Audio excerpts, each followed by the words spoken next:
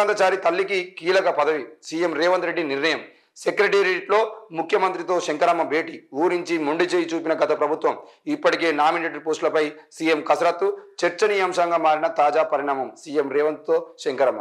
ఏది ఏమైనా శ్రీకాంతచారి మరణము తెలంగాణ రాష్ట్రానికి, అసలు తెలంగాణ రాష్ట్రం సాధించుకున్నామంటే కారణం శ్రీకాంతచారి ఆ రోజు ఆత్మ బలిదానమే.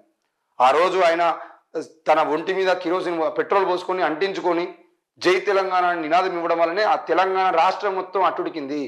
ఆయన పరిగెత్తు ఏంటిది మన అసెంబ్లీ దగ్గర ఆయన పరిగెత్తు కూడా ఆయన ఇచ్చిన నినాదం, ఆయన కాలిపోయినాక హాస్పిటల్ తీసుకుపోయి హాస్పిటల్లో బెడ్ మీద వేసిన క్రమంలో కూడా అక్కడికి చేరినటువంటి ఎంతో మంది ఉద్యమకారులతో ఆయన మాట్లాడుతూ జై తెలంగాణని, ఆయన చావు బతుకుల మధ్యలో ఉండి కూడా జై తెలంగాణ నినాదం ఇచ్చినటువంటి పరిస్థితిని చూసినాకనే తెలంగాణలో ఉన్నటువంటి ప్రతి బిడ్డ కూడా, ప్రతి ఉద్యమకారుడు కూడా శ్రీకాంతచారి మరణం వృధా కావద్దు అని చెప్పేసి ఆ రోజు తెలంగాణ రాష్ట్ర వ్యాప్తంగా నిరసనలు చేసి ఆ రోజు తెలంగాణ సాధించుకున్న పరిస్థితి మనం చూసినాము. మరి అట్లాంటి త్యాగాలను పక్కన పెట్టేసి అట్లాంటి త్యాగాల చేసినటువంటి వ్యక్తుల తల్లులను కానీ కుటుంబాలను కానీ ఆదుకున్నటువంటి పరిస్థితి అయితే మనం బీఆర్ఎస్ ప్రభుత్వంలో చూడలేదు. మరి ఈరోజు శ్రీకాంతచారికి మళ్ళీ ఎమ్మెల్సీ ఇస్తామని ఆ రోజు మాట్లాడారు. బీఆర్ఎస్ మంత్రులు కానీ బీఆర్ఎస్ నాయకులు కానీ శంకరమ్మకు సరైన పదవి మేము ఇచ్చేటువంటి పరిస్థితిలో ఉన్నాము అని చెప్పేసి మాట్లాడినటువంటి పరిస్థితిలో కూడా ఆమెను పట్టించుకున్న పాపాన పోలేదు.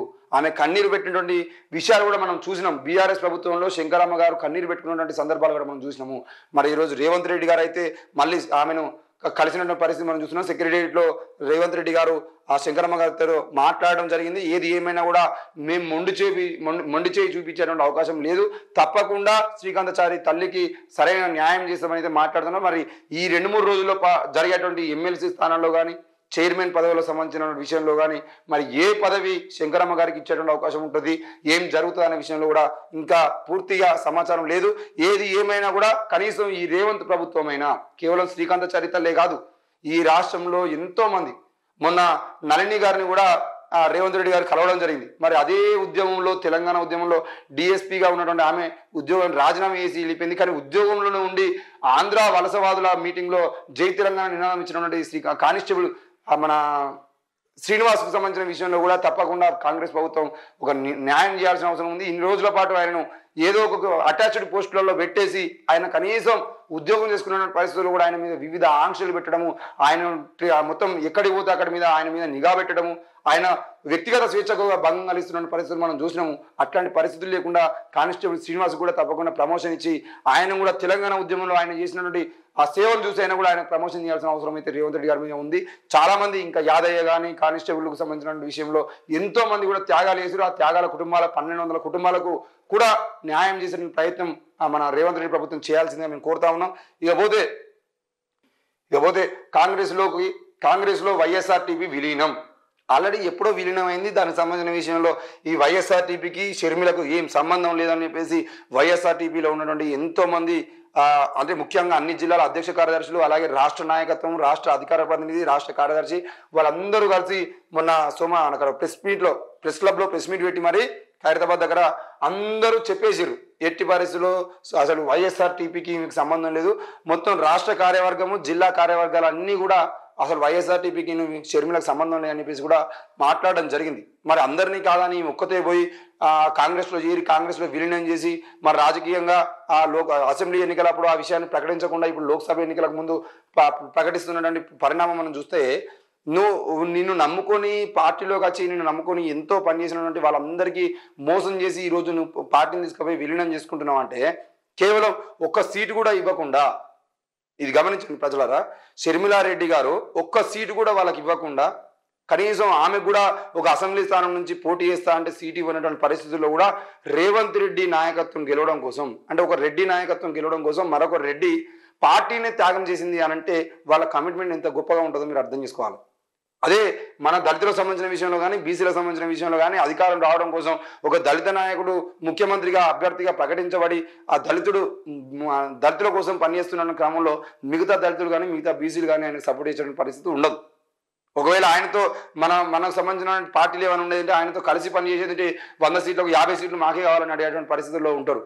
గట్టిగా కొట్టేదంటే వాళ్ళకి 5 సీట్లు కూడా 5 మంది అభ్యర్థులు కూడా ఉండేటువంటి పరిస్థితి లేకపోయినా కూడా అట్లాంటి మనం చూస్తూ ఉంటాం. ఈరోజు షర్మిలారెడ్డి గారు రేవంత్ రెడ్డి అయినా, కోమటిరెడ్డి అయినా, ఉత్తమ్ కుమార్ రెడ్డి అయినా, ఎవలోగులు మా రెడ్డి అయినా కంపల్సరీ ముఖ్యమంత్రి అవుతారు కాబట్టి కాంగ్రెస్ పార్టీని గెలిపించుకోవాల్సిన అవసరం ఉంది అని చెప్పేసి ఈ రెడ్డి గారు పోయి ఆ రెడ్డి పార్టీలో చేరిరు. కనీసం టికెట్ కూడా ఆశించలేదు. మరి ఈరోజు మరి ఆంధ్రప్రదేశ్కి సంబంధించినటువంటి కాంగ్రెస్ పార్టీ ఇన్ఛార్జిగా ఆమె నియమిస్తారని చెప్పేసి చెప్తా ఉన్నారు. ఏది ఏమైనా అయితే జగన్మోహన్ రెడ్డి సీఎం కావాలి, లేదంటే షర్మిలారెడ్డి, లేదంటే కాంగ్రెస్ పార్టీ నుంచి ఇంకెవరో సీఎం కావాలి, కానీ మళ్ళీ చంద్రబాబును తీసుకురావద్దు అనే కోణంలో వాళ్ళ రాజకీయాలు వాళ్ళు చేస్తూ ఉన్నారు. ఇక్కడ వాళ్ళు వాళ్ళ కులం కోసం, వాళ్ళ నాయకత్వం కోసం అంత పాకులాడుతూ, అంత కమిట్మెంట్గా పనిచేస్తూ వాళ్ళ పార్టీలను సైతం పక్కన పెట్టేసి పార్టీలను విలీనం చేసైనా కూడా వాళ్ళ నాయకత్వం కోసం పనిచేస్తూ ఉంటే, మనం మాత్రం మన నాయకుని కోసం పనిచేస్తున్న పరిస్థితి కానీ, మన నాయకత్వంలో పోతున్నటువంటి వ్యక్తులు వాళ్ళు ఎదగడం కోసం మనం పనిచేస్తున్న క్రమం కానీ కనబడట్లేదు. ఇకపోతే మా మద్దతుతోనే రాష్ట్రంలో కాంగ్రెస్ విజయం సాధించింది. మా మద్దతుతోనేనా? ఎవరి మద్దతు గెలిచిందమ్మా ఇక్కడ తెలంగాణలో కాంగ్రెస్ పార్టీ? షర్మిల పార్టీకి సంబంధించిన విషయంలో ఎన్ని ఓట్లు ఉన్నాయి అసలు షర్మిల గారికి? మీ పార్టీలో ఉన్నటువంటి నాయకులు అందరూ కూడా ఈరోజు వేరే వేరే పార్టీలకు వేరు కదా.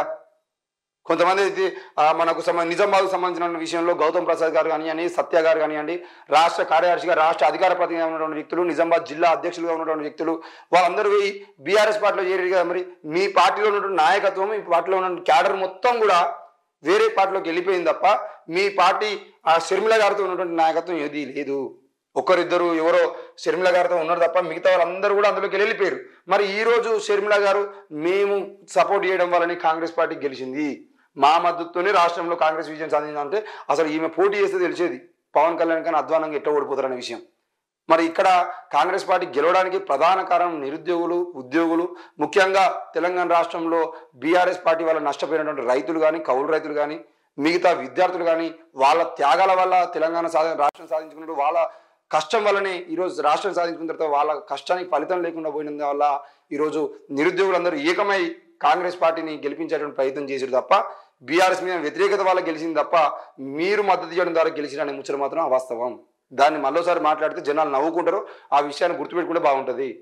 మా త్యాగాలకు హస్తం విలువనిచ్చింది. ఎవరి త్యాగం చేసిరు? ఏం త్యాగం చేసిరు? మీరు రెడ్డి గెలవడం కోసం ఇంకో రెడ్డి గారు అనేటువంటి షర్మిల గారు దానికి త్యాగం అంటే మరి అది ఎట్లా త్యాగమో మాకే తెలుస్తుంది. తెలంగాణ రాష్ట్రంలో ఉన్నటువంటి ఎవరి కోసం మీరు త్యాగం చేశారు, ఏం త్యాగం చేశారు అది కూడా చెప్తే బాగుంటుంది కదా. మిమ్మల్ని నమ్ముకున్నటువంటి ఏపూరు సోమన్నకు మీరు చూపించిన దారేంది? మిమ్మల్ని నమ్ముకున్నటువంటి ఎంతోమంది కళాకారులు కానీ, ఎంతోమంది నిరుద్యోగులు కానీ, ఎంతోమంది మిమ్మల్ని నమ్మి మీ పార్టీలో చేరినటువంటి ఎంతోమంది ఉస్మానియా విద్యార్థి నాయకులు కానీ, రాష్ట్ర వ్యాప్తంగా ఉన్నటువంటి విద్యార్థి నాయకులు వాళ్ళందరికీ మీరు చూపించిన మార్గమే లేదు. కానీ మీరు హస్తం నిలిచింది, లేదంటే మా త్యాగాలకు హస్తం బయటపడింది అని చెప్పేసి మాట్లాడుతూ ఉన్నాడంటే సరైంది కాదు. ఇట్లాంటి మాటలు మాట్లాడడం పనిచేస్తే బాగుంటుంది. పార్టీ విలీనానికి ఆహ్వానించిందట కాంగ్రెస్ పార్టీ. షర్మిల గారి పార్టీని విలీనం కోసం ఆహ్వానించింది అట. నేడు ఢిల్లీకి వెళ్తున్న షర్మిల ప్రకటించింది. రేపు లాంఛనంగా ప్రాసెస్ వైఎస్ మన సీఎం రమేష్కు సంబంధించినటువంటి వాహనంలో, అంటే ప్రత్యేక విమానంలో వీళ్ళందరూ విజయమ్మ గారు కానివ్వండి, బ్రదర్ అనిల్ కుమార్ కానివ్వండి, లేకపోతే షర్మిల గారు కానివ్వండి, మరో నలుగురు వాళ్ళందరూ కలిసి ఈరోజు 7-8 మంది కలిసి ఆ ప్రత్యేక విమానంలో అయితే ఢిల్లీకి పోతా ఉన్నారు. మరి ఢిల్లీకి పోతున్న క్రమంలో ఈరోజు సోనియా గాంధీ సమక్షంలో, లేదంటే ఖర్గే సమక్షంలో అయితే పార్టీ మొత్తాన్ని అయితే విలీనం చేసేటువంటి అవసరం అయితే కనబడతా ఉంది.